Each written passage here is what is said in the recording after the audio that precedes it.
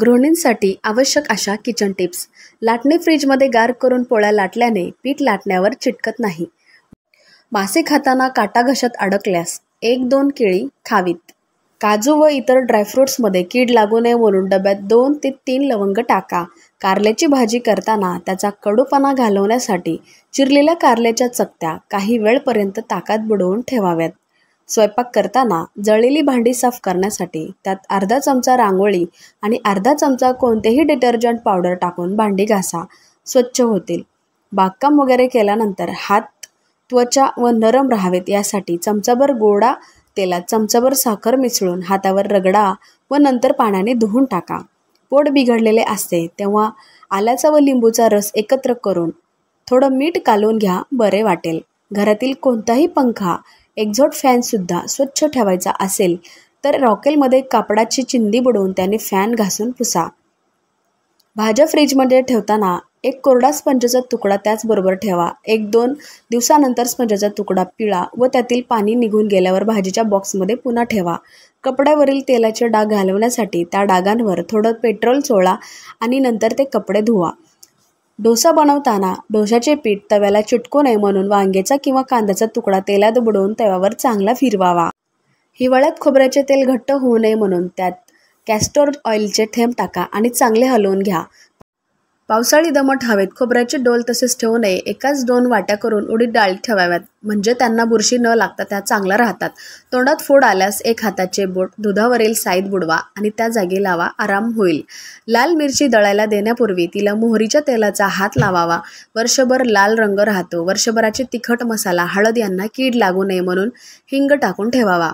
पुरण शिजवताना डाळीबरोबर 1 मूठभर तांदूळ घालावे, म्हणजे पुरण चांगले घट्ट होते.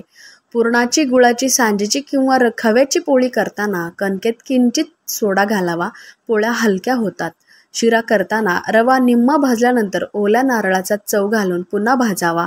नंतर नेहमीसारखा शिरा करावा, जास्त चवदार होतो.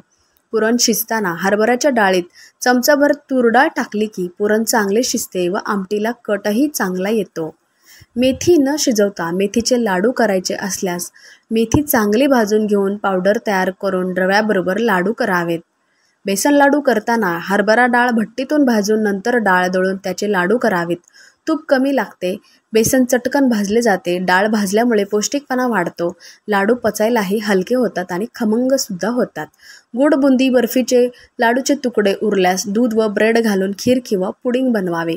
श्रीखंड फसफसू नये म्हणून चक्का फेसावा व साखरेत साखर भिजलेल इतके दूध टाकून साखर अर्धवट विरघळेल की फेसलेला चक्का घालावं, कालवावे. आंब्याचा रस श्रीखंड आंबट असल्यास त्यात थोडा खाण्याचा सोडा दुधात मिसळून घालावा. सर्व आंबटपणा निघून जातो. आंबट पदार्थात खूप साखर घातल्यास चव वेगळी लागते. गुलाबजाम हमखास चांगले होण्याकरिता खवा मळताना त्यात अर्धी वाटी पनीर मिसळावे. पनीरमुळे पाक आतपर्यंत शिरतो आणि गुलाबजाम हलके होतात. मेदूवडे करताना वड्याचे पीठ पातळ झाल्यास त्यात बारीक रवा मिसळावा, वडे कुरकुरीत होतात. कोणत्याही प्रकारची धिरडी करताना कांदा कापून घालण्याऐवजी किसून घालावा, त्यामुळे धिरडी छान व कुरकुरीत होतात. ताक आंबट होऊ नये म्हणून त्यात भरपूर पाणी घालून ठेवावे. वाढायच्या वेळी वरचे पाणी ओतून द्यावे, ताक आंबट होत नाही. छोले करण्यासाठी चणे रात्री भिजत घालण्यापूर्वी त्या पाण्यात सोडा घालण्याऐवजी 4-5 वेळा तुरटी फिरवावी. सकाळी चणे उपसून नेहमीप्रमाणे कुकरमध्ये शिजवावे, म्हणजे चणे चांगले मऊ होतात. ताकाची कढी केल्यावर कधी फाटल्यासारखी वाटते तेव्हा 15 ते 20 शेंगदाण्याची मिक्सरमध्ये पेस्ट करून ताकात मिसळावी, नंतर कढी करावी. असे केल्यास कढी फाटत नाही.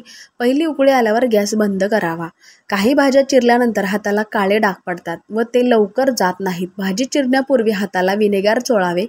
काम झाल्यावर कोमट पाण्याने हात स्वच्छ धुवून टाकावे. कोबी शिजवून खाण्यापेक्षा कच्चा खावा, कॅल्शियम भरपूर मिळते. कोबी किसून कोशिंबीर करावी, छान लागते. पेपर डोशाचे मिश्रण मिक्सरमधून काढताना त्यात 1 मध्यम आकाराचा कांदा चिरून टाकावा व अर्धी वाटी दुधामध्ये थोडे बेसन कालवून त्यात मिसळावे. नंतर पीठ आंबवण्यात ठेवावे. यामुळे डोसा एकदम पातळ व कुरकुरीत होतो व तव्याला अजिबात चिटकत नाही. इडल्या उरल्यावर कुस्करून त्याचा आपण नेहमी रव्याचा उपमा बनवतो त्याचप्रमाणे उपमा बनवावा, चांगला होतो.